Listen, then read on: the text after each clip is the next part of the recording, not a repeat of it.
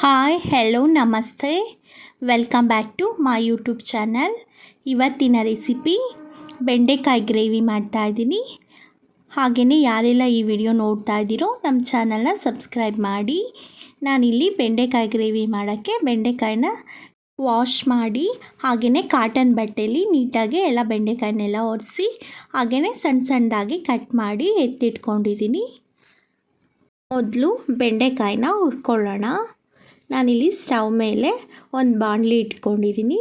ಅದಕ್ಕೆ ಬೆಂಡೆಕಾಯಿ ಹಾಕ್ಕೊಂಡಿದ್ದೀನಿ. ಈಗ ಅದನ್ನು ಸ್ವಲ್ಪ ಕಲರೆಲ್ಲ ಚೇಂಜ್ ಆಗಬೇಕು ಮತ್ತು ಬೆಂಡೆಕಾಯಿಲಿರೋವಂಥ ಲೋಳೆ ಅಂಶ ಎಲ್ಲ ಹೋಗಬೇಕು.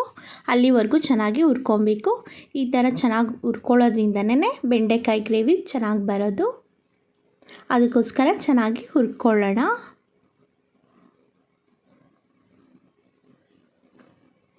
ನೋಡಿ ಇಷ್ಟಾಗಿದ್ದರೆ ಸಾಕು. ನಾನೀಗ ಸ್ಟವ್ ಆಫ್ ಮಾಡಿ ಎತ್ತಿಟ್ಕೊಳ್ತೀನಿ.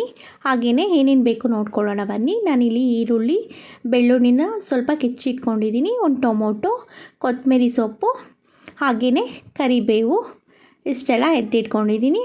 ನಿಂಬೆಹಣ್ಣಿನ ಗಾತ್ರದ ಹುಣಸೆಹಣ್ಣು ನೀರಲ್ಲಿ ನೆನೆಹಾಕ್ಕೊಂಡಿದ್ದೀನಿ ಮತ್ತು ಸ್ವಲ್ಪ ಕಾಯಿ ತುರಿ ತಗೊಂಡಿದ್ದೀನಿ.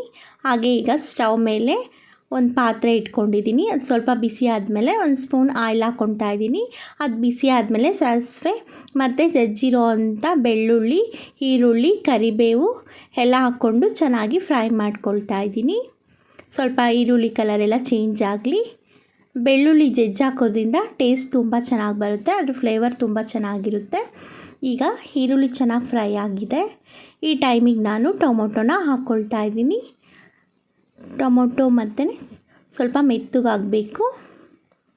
ಸ್ವಲ್ಪ ಚೆನ್ನಾಗಿ ಫ್ರೈ ಮಾಡ್ಕೊಳ್ಳೋಣ. ಹಾಗೆ ನಾನಿಲ್ಲಿ ಸ್ವಲ್ಪ ಅರಿಶಿನ ಹಾಕ್ಕೊಳ್ತಾ ಇದ್ದೀನಿ. ಅದನ್ನು ಅಷ್ಟೇ ಹಾಕ್ಕೊಂಡ್ಮೇಲೆ ಚೆನ್ನಾಗಿ ಮಿಕ್ಸ್ ಮಾಡಿಕೊಂಡು ಫ್ರೈ ಮಾಡ್ಕೊಳ್ತಾ ಇದ್ದೀನಿ. ಹಾಗೆ ಚೆನ್ನಾಗಿ ಫ್ರೈ ಆಗಿದೆ. ಈ ಟೈಮಿಗೆ ನಾನು ಹುರಿದಿರೋ ಅಂಥ ಬೆಂಡೆಕಾಯಿನ ಹಾಕ್ಕೊಳ್ತಾ ಇದ್ದೀನಿ. ಅದನ್ನು ಹಾಕ್ಕೊಂಡ್ಮೇಲೆ ಚೆನ್ನಾಗಿ ಫ್ರೈ ಮಾಡ್ಕೊಳ್ಳೋಣ. ಹುರಿದಿಟ್ಕೊಂಡಿರ್ತೀವಿ ಆದ್ರೂ ಒಗ್ಗರಣೆಯಲ್ಲಿ ಚೆನ್ನಾಗಿ ಫ್ರೈ ಮಾಡ್ಕೊಳ್ಬೇಕು. ಮತ್ತು ಹಾಗೆಯೇ ನಾನಿಲ್ಲಿ ಧನಿಯಾ ಪೌಡರ್ 1 ಸ್ಪೂನ್ ಹಾಕ್ಕೊಳ್ತಾ ಇದ್ದೀನಿ. ರೆಡ್ ಚಿಲ್ಲಿ ಪೌಡರ್ 1 ಸ್ಪೂನ್ ಹಾಕ್ಕೊಳ್ತಾ ಇದ್ದೀನಿ. ಈಗ ಅದನ್ನು ಹಾಕ್ಕೊಂಡ್ಮೇಲೆ ಚೆನ್ನಾಗಿ ಮಿಕ್ಸ್ ಮಾಡ್ಕೊಳ್ಳೋಣ. ಅದು ಸ್ವಲ್ಪ ಹಾಕ್ಕೊಂಡ್ಮೇಲೆ ಸ್ವಲ್ಪ ತಳ ಹಿಡ್ದಂಗೆ ಆಗುತ್ತೆ. ಅದಕ್ಕೋಸ್ಕರ ನಾನು ಈ ಟೈಮಿಗೆ ಸ್ವಲ್ಪ ನೀರನ್ನ ಹಾಕ್ಕೊಳ್ತಾ ಇದ್ದೀನಿ. ನೀರು ಹಾಕ್ಕೊಳ್ಳೋದ್ರಿಂದ ನಾವು ಹಾಕಿರೋವಂಥ ಮಸಾಲೆ ಸಿಯಲ್ಲ ಮತ್ತು ಅದು ಪಾತ್ರೆಗೆ ಅಂಟಲ್ಲ. ಅದಕ್ಕೋಸ್ಕರ ಸ್ವಲ್ಪ ನೀರು ಹಾಕ್ಕೊಂಡು ಫ್ರೈ ಮಾಡ್ಕೊಳ್ಳೋಣ. ಈಗ ಸ್ವಲ್ಪ ಕುದಿ ಬರ್ತಾ ಇದೆ. ನಾನೀಗ ರುಚಿಗೆ ತಕ್ಕಷ್ಟು ಉಪ್ಪು ಹಾಕ್ಕೊಳ್ತಾ ಇದ್ದೀನಿ. ಅದನ್ನು ಹಾಕ್ಕೊಂಡ್ಮೇಲೂ ಅಷ್ಟೇ ಚೆನ್ನಾಗಿ ಫ್ರೈ ಮಾಡ್ಕೊಳ್ತೀನಿ. ಹಾಗೆಯೇ ನಾನಿಲ್ಲಿ ಕಾಯಿ ತುರಿನ ಹಾಕ್ಕೊಳ್ತಾ ಇದ್ದೀನಿ. ಅದನ್ನು ಹಾಕ್ಕೊಂಡ್ಮೇಲೆ ಚೆನ್ನಾಗಿ ಮಿಕ್ಸ್ ಮಾಡ್ಕೊಳ್ಳೋಣ. ಸ್ವಲ್ಪ ಬೆಂಡೆಕಾಯಿ ಎಲ್ಲ ಬೇಯಬೇಕು. ಅದಕ್ಕೆ ಚೆನ್ನಾಗಿ ಬೇಯಿಸ್ಕೊಳ್ಳೋಣ.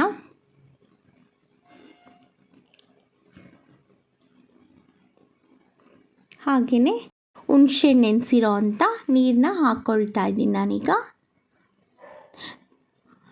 ಹಾಕ್ಕೊಂಡ್ಮೇಲೆ ಚೆನ್ನಾಗಿ ಮಿಕ್ಸ್ ಮಾಡ್ಕೊಳ್ತೀನಿ. ಈಗ ಸ್ವಲ್ಪ ಫ್ರೈ ಮಾಡಿಕೊಂಡು ಪ್ಲೇಟ್ ಮುಚ್ಚಿ ಒಂದು 5 ನಿಮಿಷ ಬೇಯಿಸ್ಕೊಳ್ತಾ ಇದ್ದೀನಿ. ಈಗ ಬೆಂಡೆಕಾಯಿ ಎಲ್ಲ ಚೆನ್ನಾಗಿ ಬೆಂದಿದೆ. ಲಾಸ್ಟಿಗೆ ನಾನು ಕೊತ್ತಂಬರಿ ಸೊಪ್ಪನ್ನ ಹಾಕ್ಕೊಂಡು ಮಿಕ್ಸ್ ಮಾಡ್ಕೊತಾ ಇದ್ದೀನಿ. ಮಿಕ್ಸ್ ಮಾಡಿಕೊಂಡು ಆಫ್ ಮಾಡಿದ್ರೆ ಬೆಂಡೆಕಾಯಿ ಗ್ರೇವಿ ರೆಡಿ ಆಗಿದೆ.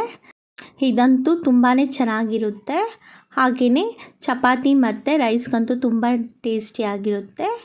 ಹಾಗೆಯೇ ಯಾರೆಲ್ಲ ಈ ವಿಡಿಯೋ ನೋಡ್ತಾ ಇದ್ದೀರೋ ನಮ್ಮ ಚಾನಲ್ನ ಸಬ್ಸ್ಕ್ರೈಬ್ ಮಾಡಿ, ಲೈಕ್ ಮಾಡಿ, ನಮ್ಮ ಚಾನಲ್ನ ಸಪೋರ್ಟ್ ಮಾಡಿ. ನೀವೊಂದ್ಸಲ ಈ ರೆಸಿಪಿನ ಟ್ರೈ ಮಾಡಿ. Thank you so much.